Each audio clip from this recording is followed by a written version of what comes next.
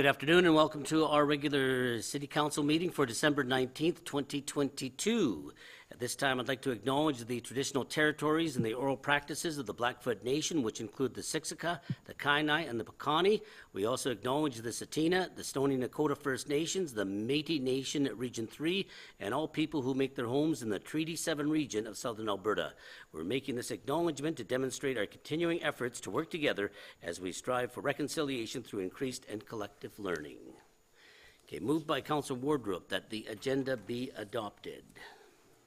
All those in favor? Moved by Councillor Goodenough that the minutes from the regular council meeting held December 5th, 2022 and the special council meeting held on December 14th, 2022 be approved. All those in favor? Carried.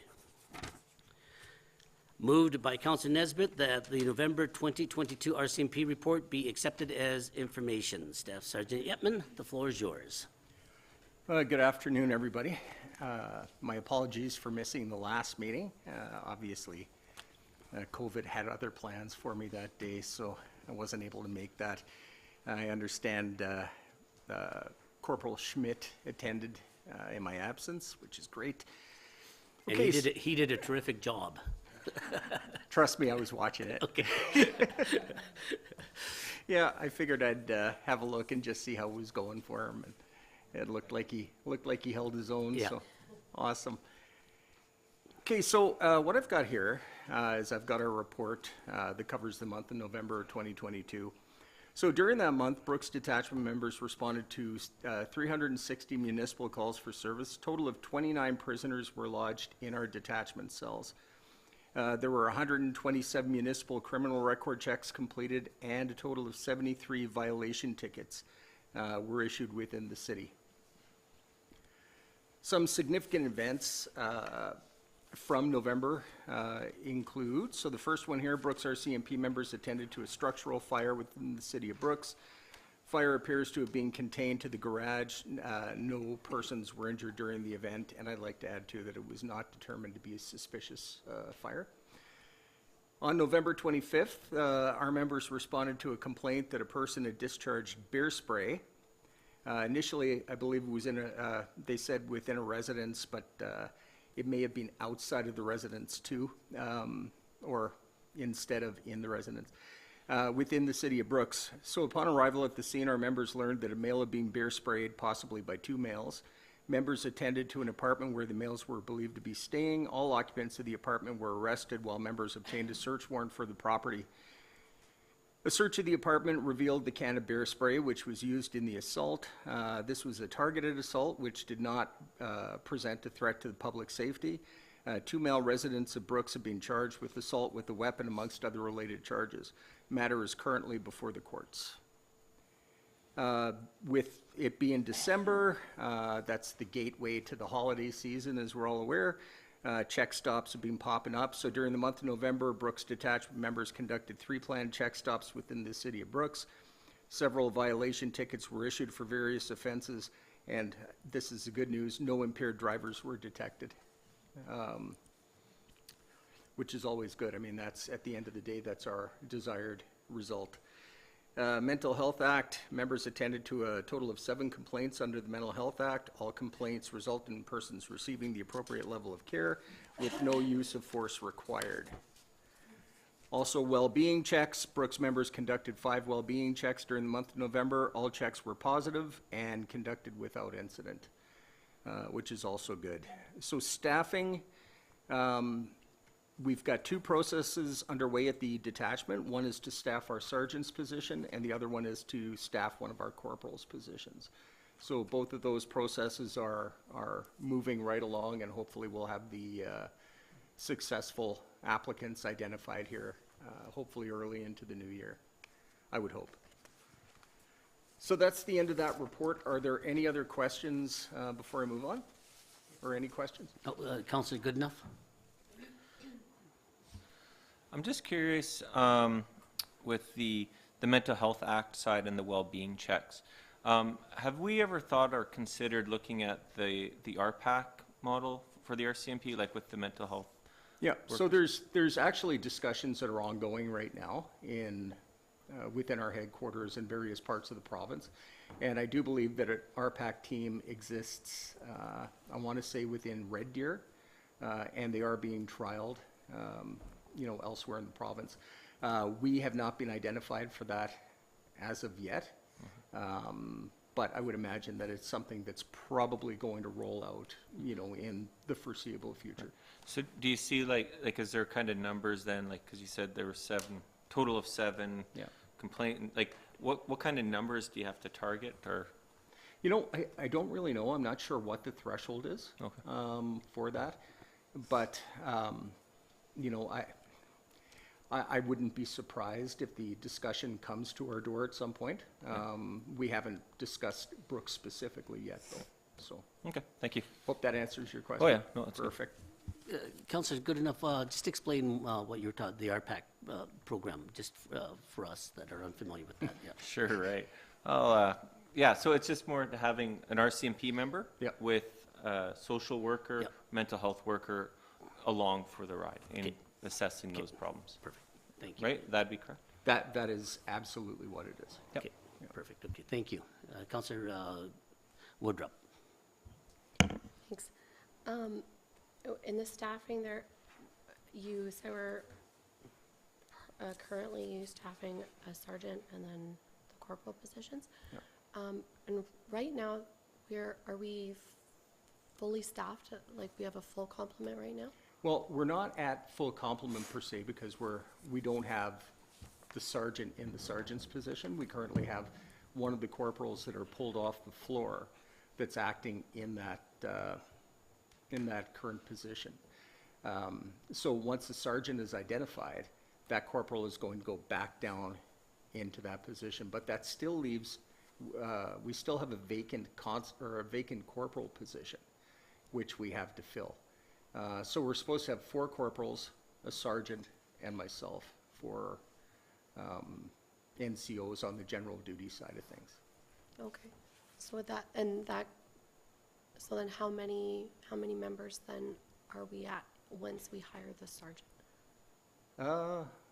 We should be at, just trying to Sorry think to put here. you on the spot. What's that? Sorry to put you on the spot. Oh, yeah, no, but- that's fine. I want to say we'd be at probably 21 on the municipal side, and I believe we're at 6 on the provincial side. Sorry, what do you mean by the provincial side? Oh, that's our provincial, our provincially funded position. Oh, I so, see, yeah, okay. Okay. Yeah, that would be our rural complement. Thank you. Any other questions? Okay, anything further there? Well, I do have some things, just probably the most pertinent, I think, would be the criminal code, or the crime gauge. So if we look at the infographic that I've provided to you there, it shows that from January to November of 2022, as compared to the same time frame of last year in 2021, we've had a total increase of 12% in criminal code offenses. We're seeing other criminal code drop by 10%. However, persons crimes have seen a small increase of 1%, and property crimes an increase of 29%.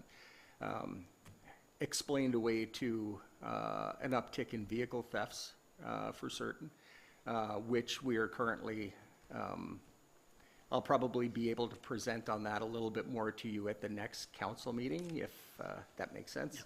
I'll have some more information for you. We do have some news to report on that. So in terms of some of our prolific offenders, we made some great successes, or had some great success in that area here recently.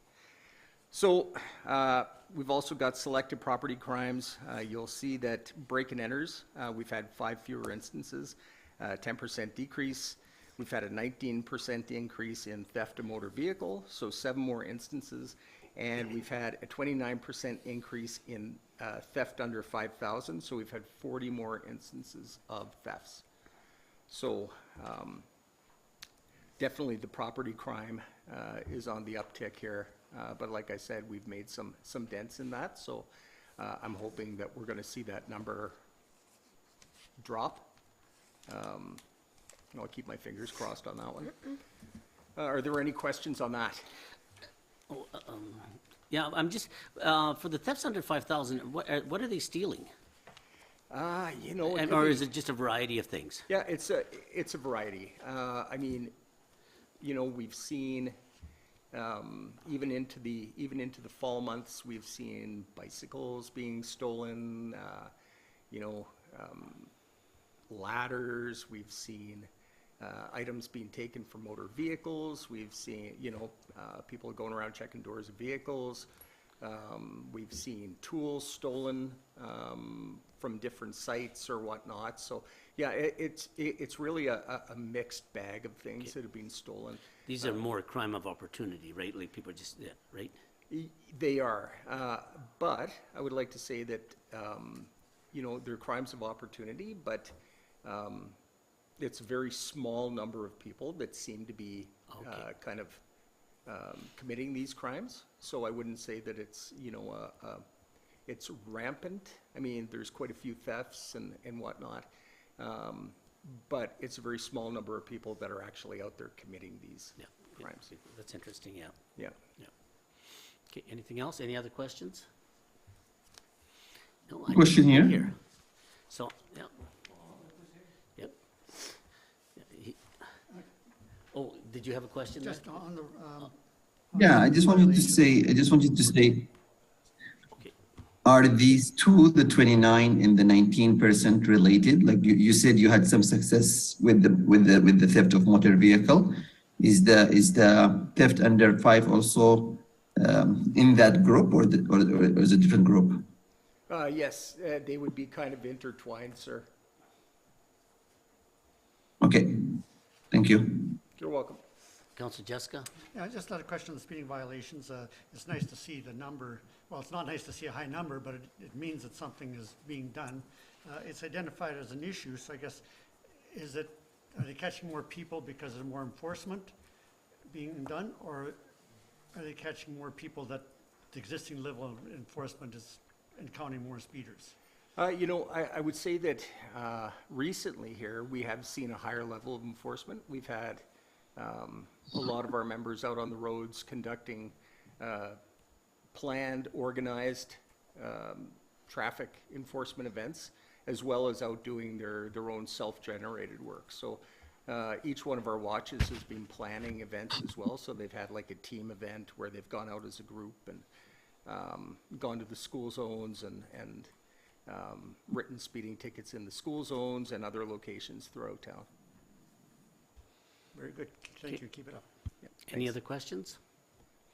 Okay, I think that's it then. Okay?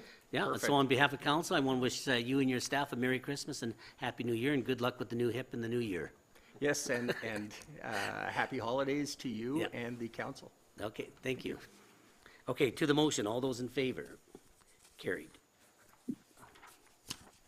Okay, moved by Councillor Jessica that the following items of correspondence be received as information, updates on council conferences and/or workshops, accounts payable listing. Anybody have any? Nope. Okay, to the motion then, all those in favor? Carried. Moved by Councillor Idris that the council adopt the 2023 operating and capital budgets and accept the 2024 and 2026 operating forecast as information. Shelley. Thank you through the chair to mayor and council. I do have a PowerPoint presentation for my budget. Here it is. Thanks, Bruce. So I'm very happy to present the 2023 budget, again with forecasts for the years 2024 to 2026.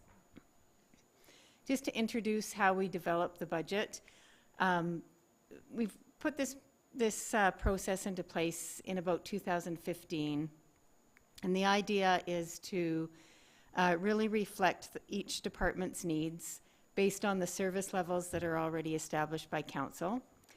To consider council strategic focus areas, to develop a financial plan which is consistent with established budget policies that really are put in place to design structure to the, or to add structure to the process.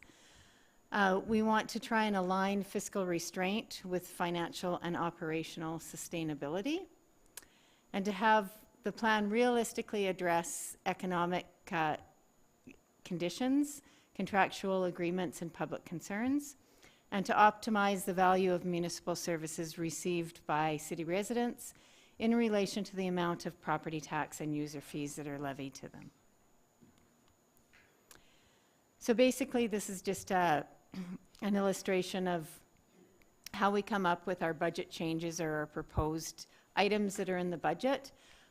Just a combination of public consultation, ratepayer complaints, of course, council strategic focus areas, the 10-year capital plan, which we have rewritten this year, and justification of based on economic and contractual realities. So our City of Brooks budget contains a detailed 2023 budget with forecasts that have been prepared for the years 24 to 26. Our operating budget has 3 components to it, and our capital budget has 4 components to it, which basically are the outline of the 10-year capital plan. That's just the process, so I won't really go into those. Council knows them by now. So in 2023, the total budgeted operating expenditures that are proposed are $30,404,000. And this is just a visual of the departments. I think there's of the departments that where the expenditures belong. And in this case, it includes all departments, including the departments that are supported by the tax base, as well as our utility departments that are supported by user fees only. So I won't list them all, but you can see at the top is policing, recreation, water, and so on, and some of the smaller departments down at the end. So in 2023, our operating expenditures are funded as follows. We have $13,546,000 that are funded from our property taxes to be collected, $7,643 from utility user fees, and $9,215,000 from revenues, user fees, and other revenues in our tax-supported departments. So I'll just go through each of these quickly. So this $13,546,000 that we'll be collecting from property tax represents an increase of property tax revenue of approximately $744,000, and that's over the 2022 budget, and that equates to an increase of 5.81%. In regards to the user fees and other revenues from tax-supported departments, these are our revenues being adjusted to our current economic conditions, as well as past trends. So the revenues include user fees for city services, licenses, permits, fines, franchise fees, federal and provincial local government grants are included in that amount. And user fees and other revenue from our utility department. This represents an increase of revenues totaling $523,000. And this increase will be collected through a 5.9% increase in water rates, a 5.4% increase in sanitary sewer rates, and other increases in commercial garbage collection rates and phased-in cardboard collection rates, along with additional reserve transfers to cover those program costs during the phase-in period. So it would all be included in that number.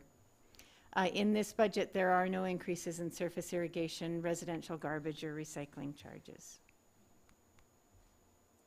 The impact of the property tax increase, and this is for the average residential property, And we're assuming that the average home is, the assessment on it is about 235,000. And just in this example, it does not include Alberta Education and Seniors Housing requisitions. This is just the municipal portion only. So in 2022, a property with this assessment would have paid $2,021 in municipal property taxes. In 2023, that will be $2,138. So an increase of about $117 per year. Some of the impacts for utility rates, water, sewer, garbage, and recycling. For minimum residential, and what we mean by that is a residential home that doesn't use any more than the 13.65 cubic meters of water that's included in the base rate. So that will increase about $5.21 per bi-monthly billing, or $31.26 per year. For the average residential family, using about 60 cubic meters of water, that increases a little bit higher. So for 2023, that bill would be about $191.45, which is about an $8.45 bi-monthly increase and $50.70 annual increase. For seniors, there is a little bit of a different charge because they do get a lower garbage rate, but their change too is $5.21 per month, or sorry, per bi-monthly bill, and an annual increase of $31.26. So what's not mentioned in here too, just before we go on, because I can go back, is there is one more impact that I forgot to add to this. And this is the increase in our repaving taxes. So we will see a capital program that we have for repaving that has been increased. And with that increase, it also means that the funding that we use for that program will have to increase. And therefore, our repaving tax will be increased by about 72 cents per linear meter. So in a property where your frontage abutting a paved road is 20 meters, which is, I assume, about the average lot, the annual increase for that property would be about $14.40. So I'm just going to go through some operating and capital highlights. First, the operating highlights. In this budget, total salaries, wages, and benefits are estimated to increase by about $596,000. And this is reflecting, this is all of the changes. So position changes in 2023, increases in the new collective bargaining agreement, which was negotiated this year between the city fairly for both the city and our employees. The terms in the agreement are also used within the management personnel. And the collective agreement runs from 2023 to 2026. So this is a fairly high increase, but staff retention is very important in operating efficiency, obviously. Some of the economic factors. The city has adjusted the budget by just over $181,000 due to inflationary increases, including annual insurance premiums and the federal government's phase-in of carbon taxes on natural gas and fuel and oil.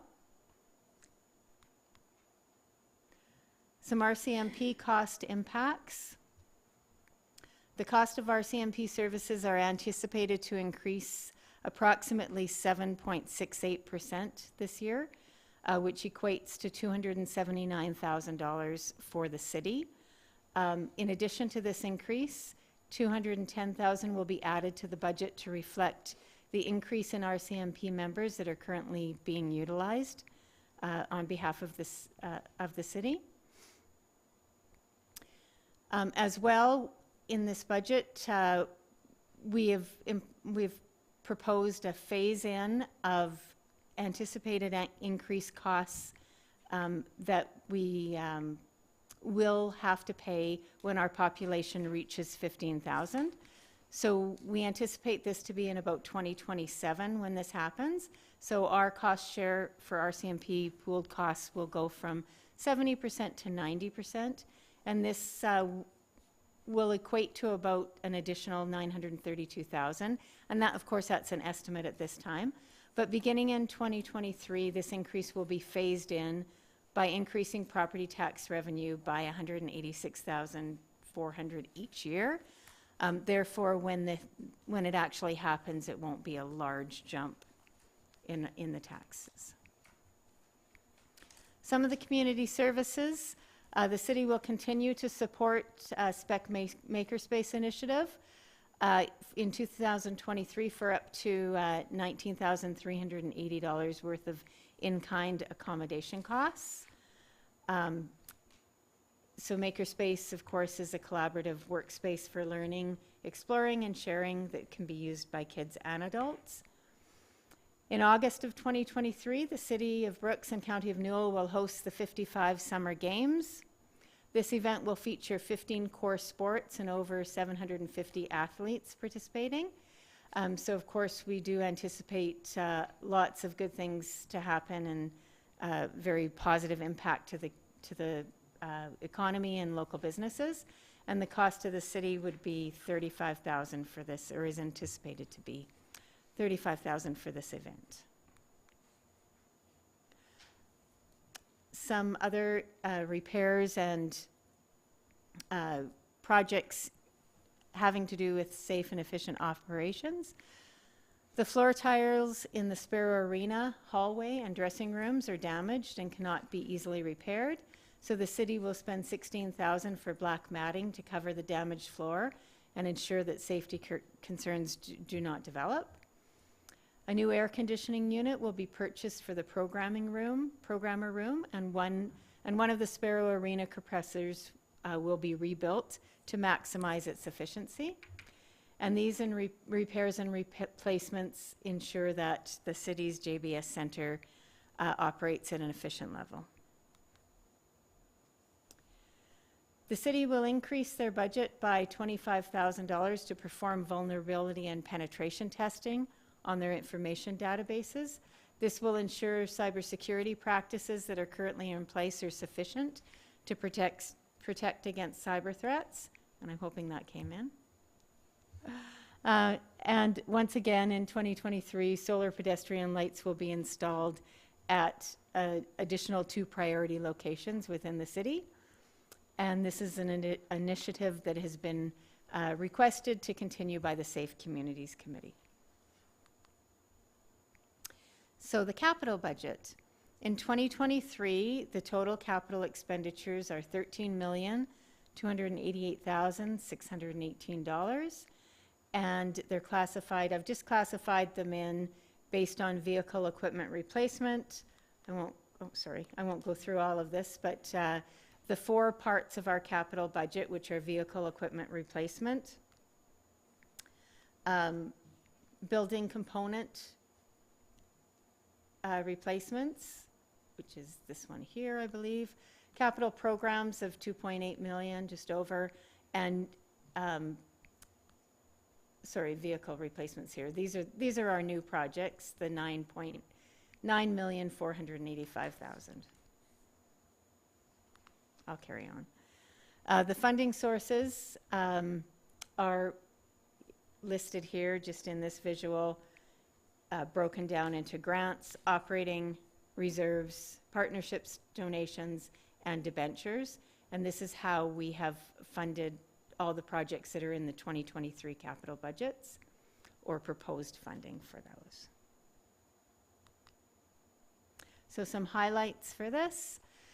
So several of our capital programs have been continued as is in 2023, including our self-contained breathing apparatus replacement of $26,500 per year.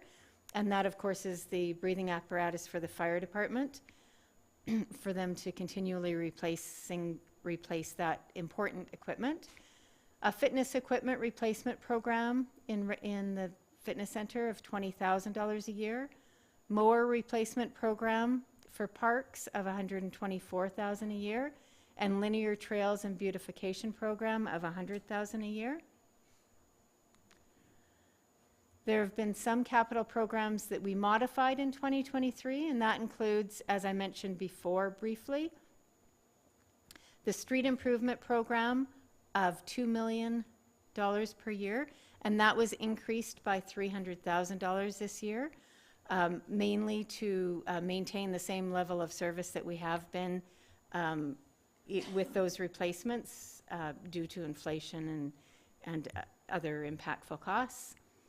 Water main service replacements of $200,000 a year, and that program also was increased by $50,000 this year, as was the sanitary main service replacement of $200,000 a year, which was an increase of $50,000. Our traffic controller replacement program is now at $30,000 per year, and that was increased by $15,000, and that is to replace one traffic controller in the city each year, which controls the traffic lights, red and green. Playground equipment component replacement of $30,000 a year, and we did do a little bit of change in scope to that to enable individual components of each playground to be replaced with that program. An additional $444,835 will be added to the budget to ensure the completion of the BrooksNet project. Of course, this fiber optic network will provide city residents and businesses high-speed connectivity, which is expected to create new possibilities and enable economic development opportunities. The city also will begin the complete design for a new public works utility and park shop with offices in 2023. The construction of this building is planned to commence in 2024 in our 10-year capital plan, and it will is expected to provide additional offices and shop space for the future and allow for better accessibility for the public. One of the city's garbage trucks will be replaced in 2023 based on the replacement schedule and the condition of the unit. So this was actually ordered last year and approved by council to go ahead just because it takes so long to get these trucks. But the cost of the replacement will be $332,000. A new storm retention reservoir is required between 3rd Street and 4th Street West to absorb floodwater during a heavy rain event.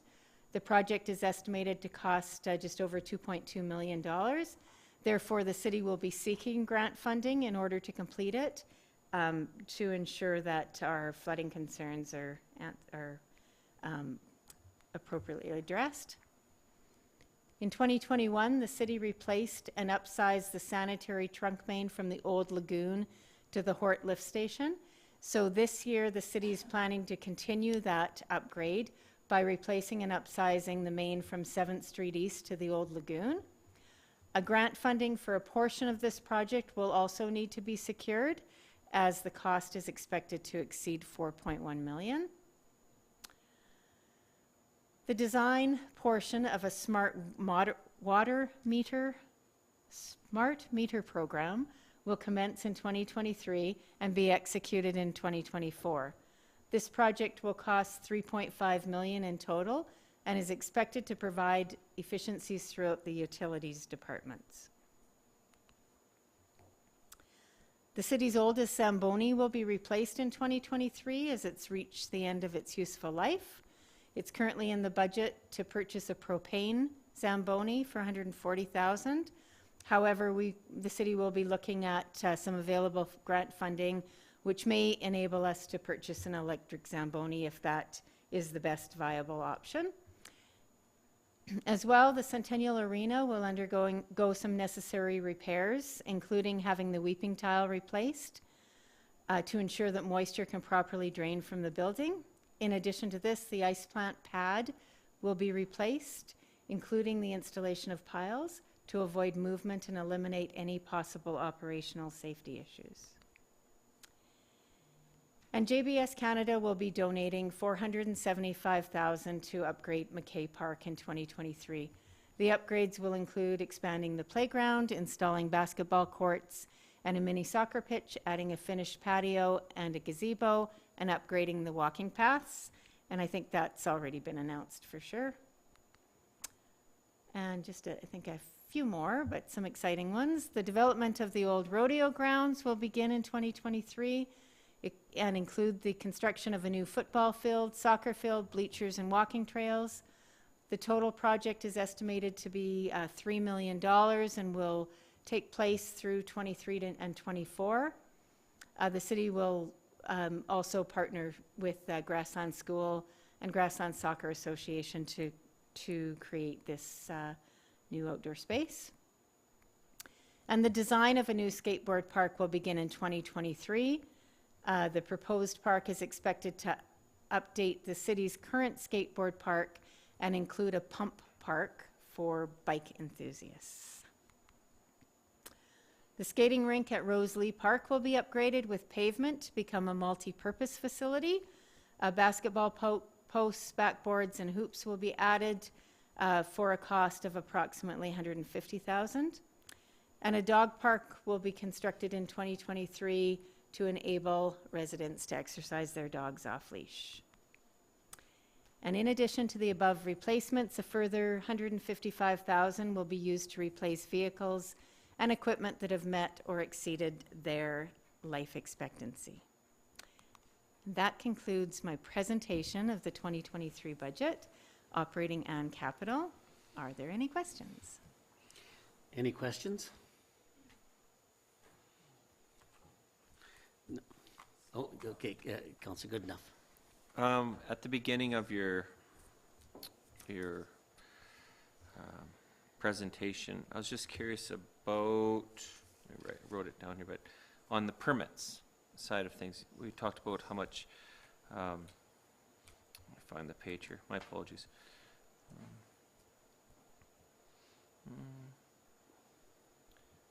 Permit revenue, basically. It just said you're expecting, where is it now? Let me get back. Yeah, sorry, so on $9,215,000 with user fees and other revenues. I was just wondering, what do you mean by permits? Like, because we don't do business permits, so is that like construction permits, or what kind of permits are those? Through the chair to Councillor Goodenough. So we do have some revenues that are classified as permits throughout different departments, probably in development. I'm not sure, Okay. to be honest with you. I'd have Sorry. to. It's a random question. Yeah. I was thinking, because I know we're not doing. Alan's going to help me out here on Yeah, this Yeah, one. thank you. Definitely building permits, development permits. I guess outside business licenses might not be classified as a permit, but could be in there too. But Okay. we do charge building permits. Right. Yes, yeah, but okay, that's all. I was kind of just curious on what kind of permits we're looking at. Thank you. Okay, any other questions? Okay, I want to thank you. Oh, go ahead, yeah. Councillor Woodruff. It's not an important question, I'm just more curious.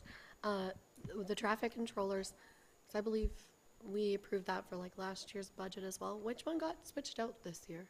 Or like which intersection got upgraded, do you know? Sorry, Shelley, I know you're not. Or, I was just Through curious. the chair to Councillor Wardrop, I can get that information back to you. That would definitely be in that program. We did have that program in the budget last year and previous years. We've just increased it so that we can continue to replace one. So we increased it from 15,000 to 30,000.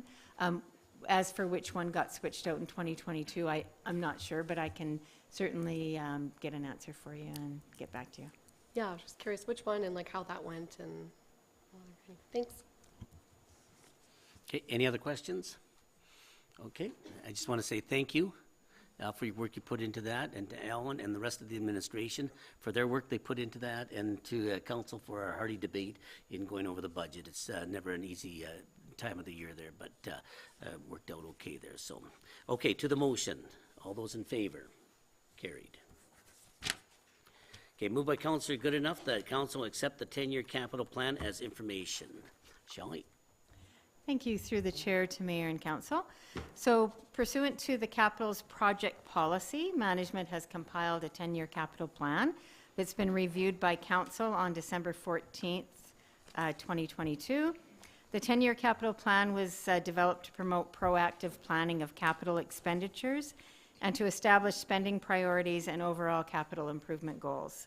So the 10-year capital plan, as I've mentioned in the budget presentation, is divided into 4 separate components: vehicle, machinery, and equipment replacement, building component replacements, capital replacement and improvement programs, and new or non-recurring capital projects. So the 10-year capital plan is also organized by department and year, and the recommended funding for each project is identified. So all projects listed in the plans will be reviewed in the appropriate year through the annual budget process. Therefore, inclusion in the capital plan does not necessarily mean the project is, it doesn't mean project approval. It means that the city is considering that project and is planning for it and will be trying to identify possible financing options for it. In the proposed plan, in our proposed 10-year capital plan that's attached, the city will review nearly $147,400,000 worth of proposed capital replacements, upgrades, and new projects over the next 10 years. And I've just broken those down into those 4 categories. So $14,400,000 of vehicle, machinery, equipment replacements, $7,300,000 of building component replacements, $28,400,000 of capital replacement improvement programs, and $97,300,000 of new or non-recurring capital programs. So the purpose of the plan is to use this information to prepare and plan for upcoming replacements and recommended expansions or new projects that have been brought forward in our master plans. So it doesn't necessarily mean we will spend all of that or have to do all of those projects, but we should be planning for them, and when each budget year comes, we can prioritize and specifically approve those projects within our budget. So as all of the scheduled 2023 expenditures in the 10-year capital plan have been and were included in the proposed 2023 budget that we just reviewed and was just adopted. So with that, administration recommends that council accept the 10-year capital plan as information. Okay, any questions? Okay, no questions. It's always a nice look into the future when you look at the 10-year capital plan. Okay, to the motion. All those in favor? Carried. Moved by Councillor Jessica that bylaw number 2217, being a bylaw of the City of Brooks in the province of Alberta to amend bylaw 1412, being the land use bylaw, be introduced and read first time. Oh, Gavin, okay. Are you there, Mr. Gavin? Mayor, yep. Through the chair to mayor and council, we have this evening bylaw 2217 redesignating a road closure set of lands from no land use to commercial general. And this is to establish the development rights for this chunk of land. As council is well aware, bylaw 2215 closed the portion of road behind 2 lots addressed 1140 and 1160 2nd Street West. And as such, this roadway carries no land designation, so that we are moving this forward so that they do have development rights for them. And being that those 2 lots are commercial general, it only makes sense that they carry the same designation. Recommendation this evening is that council complete first reading and schedule the public hearing for January 16th of 2023. Okay. Do we do questions at this time? Or yeah? Any questions then on this? Okay, to the motion, all those in favor? Carried. Okay. Thanks, Gavin. Okay, moved by Councillor Idris that a public hearing be held on January 16th, 2023 at 5 p.m. to gather public input regarding bylaw number 2217. Okay, any questions on this? Okay, to the motion, all those in favor? Carried. Moved by Councillor Wardrop that bylaw number 2218 being a bylaw of the City of Brooks in the province of Alberta to establish utility rates charged to customers be introduced and read a first time. Shelley. Thank you through the chair to mayor and council. So attached is bylaw 2218, utility rates bylaw, which establishes the rates charged for customers for water, sewer, and waste management services. The amendments that are proposed were previously illustrated in the 2023 budget presentation and include a 5.4 increase in the sanitary sewer charges on Schedule A, a 5.9% increase in water charges on Schedule B, increases in commercial garbage collection charges and base rates, and increases to cardboard collection charges. Commercial cardboard and commercial cardboard collection charges are now based on a per tip amount to align with the contracted charges that the city pays for this collection. The rate schedules which no longer apply have been removed from the bylaw. I did go through the impacts, so I won't do that again, for proposed water, sanitary sewer, and garbage collection rates for bi-monthly residential billings. And there's also some detailed impacts that are attached for individual components of those increases. The impact of the commercial garbage collection and cardboard collection program will depend on the frequency of tips and the capacity to share services between businesses. The per tip rates that are charged for cardboard collection program will be phased in over 3 years, and the revenue shortfalls from this phase-in will be funded from the solid waste reserve. In addition to the aforementioned increases, residential and commercial bulk water rates will see a 16.4 increase to cover additional snow removal costs at the bulk water filling station. So unless there's any questions, administration recommends that bylaw 2218 be given 3 readings and adopted. Okay, any questions for clarification? Okay, to the motion, all those in favor? Carried. Moved by Councillor Idris that bylaw number 2218 be read a second time. Any questions? All those in favor? Moved by Councillor Nesbitt that bylaw number 2218 be given 3 readings at this meeting. It has to be carried unanimously. All those in favor? Carried. Moved by Councillor Wardrop that bylaw number 2218 being a bylaw of the City of Brooks in the province of Alberta to establish utility rates charged to customers be read a 3rd time and adopted. Any questions? All those in favor? Carried.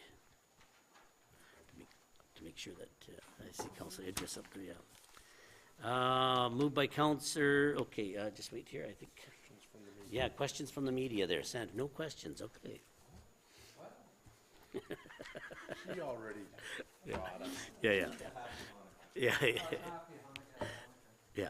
Okay, moved by Councillor that Council close the meeting to the public for agenda item 10A, legal matter, as per section 27, FOIP at 5:20 p.m. All those in favor? Carried.